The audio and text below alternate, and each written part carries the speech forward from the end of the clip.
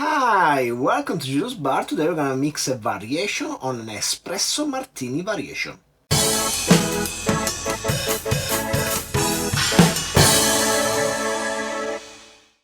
So the Espresso Martini variation I'm gonna base my cocktail upon is the Café do Brasil, which is a cocktail I found on diffordsguide.com. That original version substitute the vodka for cachaça, and it adds a touch of Amaro. I did try the original version of the Café do Brasil recipe.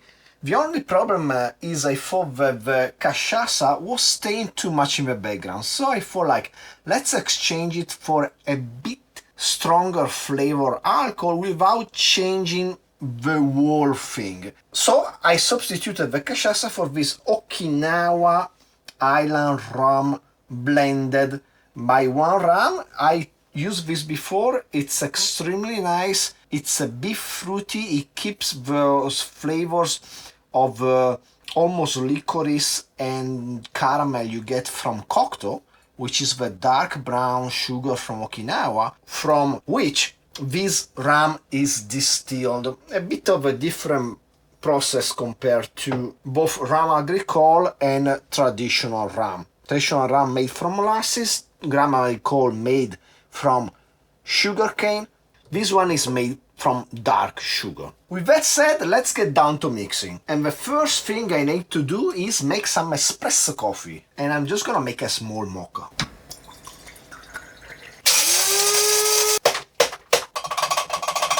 And the coffee you need to use is gonna need to be hot. Because if you use a hot coffee for this cocktail, you're gonna end up with a nice creamy foam on top of the cocktail, which is really nice.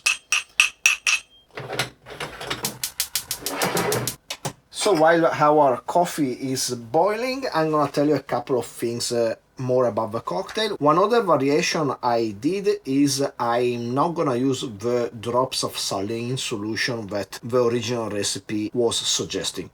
I thought they were not required, they didn't improve the flavor, and actually they were kind of fighting against it a bit. The other thing is the recipe suggests to use 2 amari, and your result is gonna change a lot based on the kind of amaro you think of using. I'm gonna use today Averna, which is a standard amaro from Sicily, which has bitter orange flavor mostly, and Amaro Sibilla, which I have a sample here. Amaro Sibilla, its main characteristic is honey, a big honey flavor, and that's gonna work out fine, I think. The other ingredient, besides the rum and the amari, is gonna be the Caffè Borghetti.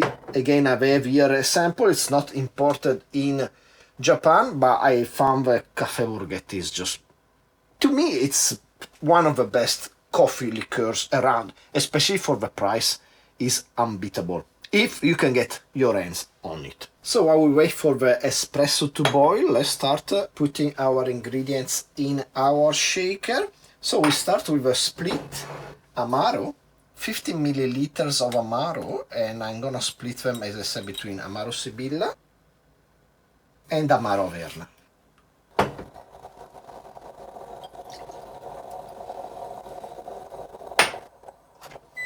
Then we're gonna need 50 milliliters of coffee liqueur. As I said, I'm gonna use Caffè Borghetti.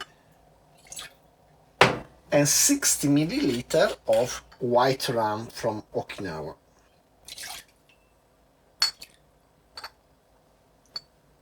I'm missing like 5 milliliters, so I'm just gonna add some Cor Cor, which is also white rum from Okinawa, but really different. And now for the hardest part, which is gonna be trying to pour 30 milliliters of coffee in our shaker without getting burnt.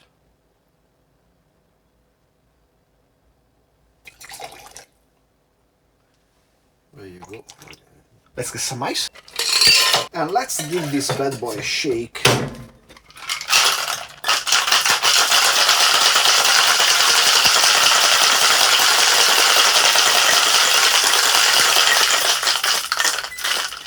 I I gave a bit stronger shake than usual to develop some nice foam.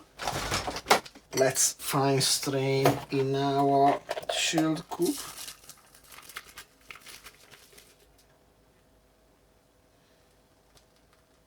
And while we wait for the cocktail to settle, I'm gonna prepare one of those fancy orange slice decoration, which I'm not gonna express, but I'm gonna put here on the side because I think the overall orange flavor is gonna match the Averna we have in the cocktail. But I don't wanna be overpowering the rest of the coffee things going. And instead of 3 beans, let's just put 1. And there you go. And because this is a variation on the Café do Brasil, by using Okinawa rum, I'm gonna call it Café do Japão. Written Japão, but I don't know. I cannot pronounce Portuguese. It's too hard. Cheers. Japão. Japão. Orange smell comes out quite clearly. It's good, good. I like also the orange peel on top. The Amaro brings both the sweetness. We don't have any other sugar in this cocktail. So the sugar we have are really all coming out from the Caffè Borghetti, which is not the sweetest of the coffee liqueurs. It's not sweet like Kahlua or something like that. And the rest of the sugar comes from the amari. Sibilla particularly because it has the really nice note of honey. This amount of sugar is enough to make the cocktail pleasant without being too sweet. This is really nice, well balanced. It has a strong coffee flavor, but you can feel the rum flavor coming up. This kind of fresh brown caramel flavor. Again, using hot coffee is gonna give you a nice foam on top. This is a nice cocktail. I made before my version of Espresso Martini, which I call Decadent Espresso Martini, but that required steeping some chocolate in heavy rum and cognac. That's excellent. I'm gonna link it there. This is easier to make and it's a bit different because the amari play a different role, and this kind of unaged rum also has a different feeling to it than normal aged rum. Normal espresso martini, we leave it to those people that like it. I don't. So if you enjoyed the video, please like, subscribe, comment down below, share with anybody you like and don't like. Shake yourself a coffee cocktail and hopefully I will see you next time. Cheers.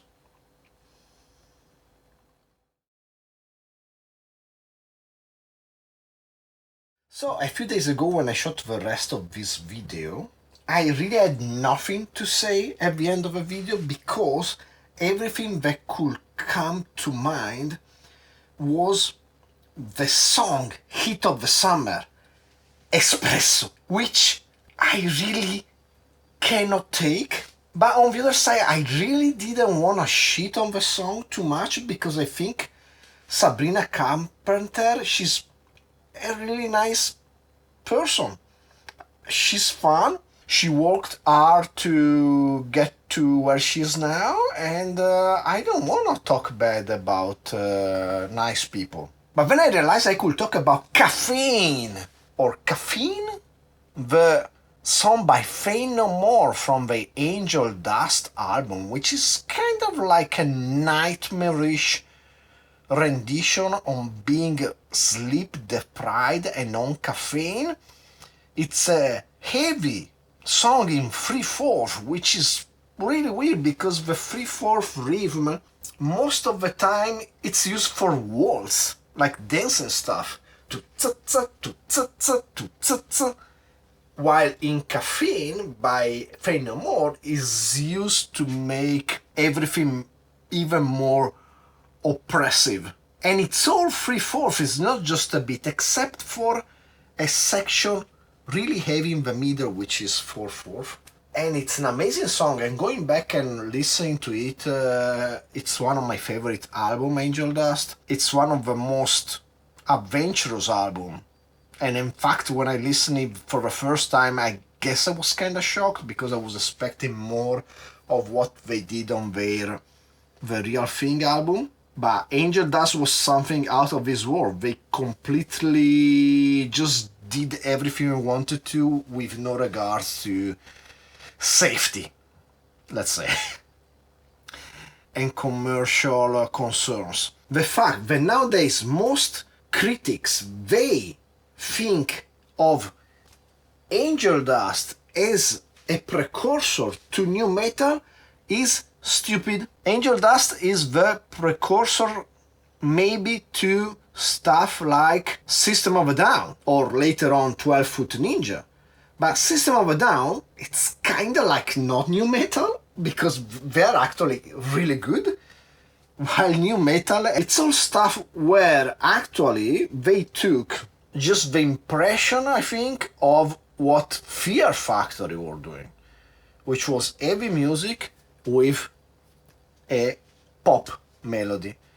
The fact is that Fear Factory, at least in their first album, Soul of a New Machine, they were pretty awesome because the pop parts, which were not too poppy, they were inserted into a death grind album. Actually, some of the best grind metal I ever heard. The Soul of a New Machine album is great. What new metal did, they took just the pop part and they started this thing which goes on nowadays in deathcore and stuff like that, where you just have a heavy song and then all of a sudden the dude starts singing a pop melody. And it's that pop melody that grinds my ass so bad that I just cannot take. So to recap, Sabrina Carpenter, up. Espresso, up. Espresso the song, down. Caffeine, up. Caffeine the song, up. Fade No More, up. New Metal, down. System of a Down, up. Fear Factory, partially up. And that's it.